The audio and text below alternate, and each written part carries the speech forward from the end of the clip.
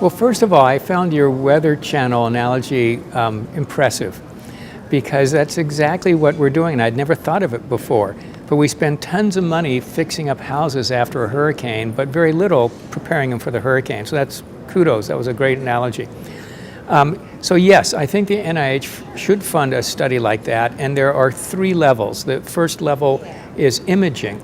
Do you have atherosclerosis, yes or no? And so, as you know, most people, it slowly develops over time, but there are other people that could look very similar to them in which it never develops. So that's one important component. The second important component is their probability based on something like genetics. So we'll do a one-time test in you and look at your genome, and we can tell you what's your relative risk of developing this, or that. But the third, and the more important, which gets to your trial design, is that things in the environment are changing all the time for those people. So you need a sequence of tests over time in the population, because even though your genes stay the same, things that the genes produce could go up and down. Inflammatory markers is a classic example, where they're going up and down, but some people they're up.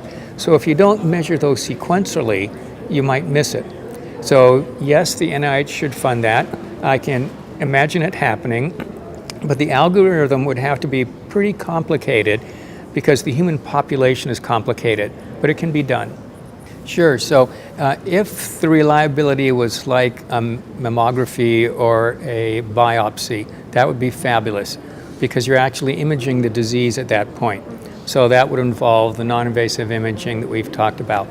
So if you had a system that could identify a change, and I could say to you, oh, watch out, in the next 3 months your likelihood of having a coronary event is much higher, that would be tremendously useful. However, what you do to treat the person might be different based on the person's characteristics. So you'd have to have all that other stuff. And for you, I might say, oh, you need 40 milligrams of a statin, that's all you need to do. For somebody else, it might be, oh, you need 2 grams of EPA per day, or you need folic acid because your homocysteine is really high. So the treatment part of that would have to be several fingers, and more than several fingers, because what's causing atherosclerosis in you might not be causing it in me, and vice versa. So the same therapy, the same diet, the same approach in terms of treatment is not the right thing for everybody.